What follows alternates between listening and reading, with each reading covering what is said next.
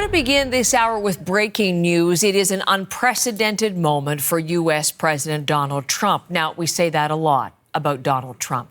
But about an hour ago, Trump did something on television that no U.S. president has ever done in living memory.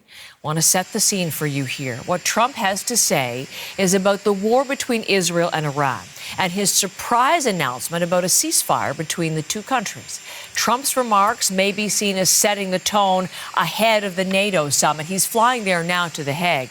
But what we have for you this morning is Trump taking reporters' questions as he leaves the White House. He's standing on the South Lawn, voicing his intense anger over what he perceives as the events this morning in the Middle East. He swears. And before we play this, what you're about to hear is unedited. President Trump using strong language that we do not normally air on this morning program. You know what? We basically have two countries that have been fighting so long and so hard that they don't know what the fuck they're doing. Do you understand that? A norm-breaking moment from a U.S. president who is known for those things, and another potential signal of Trump's inhibition in his second term in power. We have been seeing that in reporting from U.S. media outlets. Let's bring in Karen Pauls, who's in Washington. Tell us a little bit more. The expletive there, that's getting a lot of attention, obviously, that he was to move to that flash of anger. But what more did he say, Karen, about all of this? A very frustrated President Donald Trump this morning, telling reporters both countries broke the ceasefire and he's not happy about it. Telling Israel on social media also not to drop those bombs. If you do, it's a major violation, he wrote. Take a listen to a little more of what he said to the reporters this morning. They violated it, but Israel violated it too. Israel, as soon as we made the deal, they came out and they dropped a load of bombs, the likes of which I've never seen before. The biggest load that we've seen. I'm not happy with Israel. You know, when I say, okay, now you have 12 hours, you don't go out in the first hour and just drop everything you have on them. So I'm not happy with them. I'm not happy with Iran either. But I'm really unhappy if Israel's going out this morning because of one rocket that didn't land, that was shot, perhaps by mistake, that didn't land. I'm not happy about that.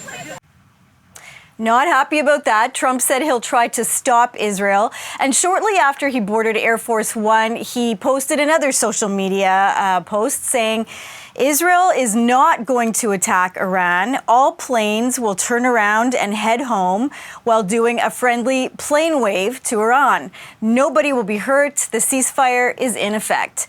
Now, the details of this ceasefire are still murky. It broke last night when Trump announced it again on social media. He wrote, "Congratulations to everyone. It has been fully agreed by and between Israel and Iran that there will be a complete and total ceasefire."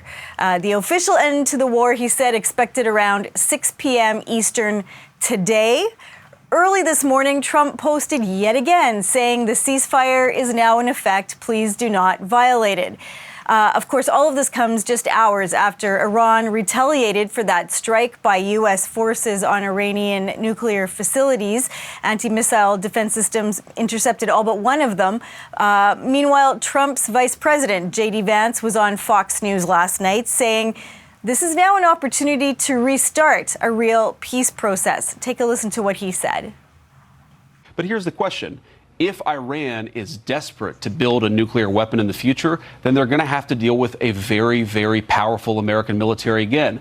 Our hope is that the lesson that the Iranians have learned here is, look, we can fly a bunker buster bomb from Missouri to Iran completely undetected without landing once on the ground, and we can destroy whatever nuclear capacity you build up. I think that lesson is what's going to teach them not to rebuild their nuclear capacity. Now, this deal seems to have come together pretty quickly yesterday. Reports that Qatari Prime Minister brokered the deal during a call with Iranian officials. Vance, U.S. Secretary of State Marco Rubio, and Special Envoy Steve Witkoff were also reportedly involved. Trump apparently spoke directly with Israeli Prime Minister Benjamin Netanyahu. Trump again in a social media post saying in part, Israel and Iran came to me almost simultaneously and said, peace. I knew the time was now, the world and the Middle East, the real winners. But of course, Heather, even if this ceasefire holds, there's still some key issues that are unresolved, like the future of Iran's uranium stockpile and its nuclear program. Donald Trump also speaking forcefully about the U.S. attack on Iran's nuclear sites on Sunday, those 3 nuclear sites that the B-2s hit, rather. What did he say on that, Karen? He said those strikes were successful, that the nuclear sites were obliterated in those strikes on the weekend. Take a listen to what he had to say on that. Iran will never rebuild its nuclear. From there? Absolutely not. That place is under rock. That place is demolished. The B-2 pilots did their job. They did it better than anybody could even imagine. They hit late in the evening. It was dark with no moon, and they hit that target with every one of those things, and that place is gone. Now, there are reports that some of Iran's enriched uranium was moved before those strikes happened, but there's no confirmation of that.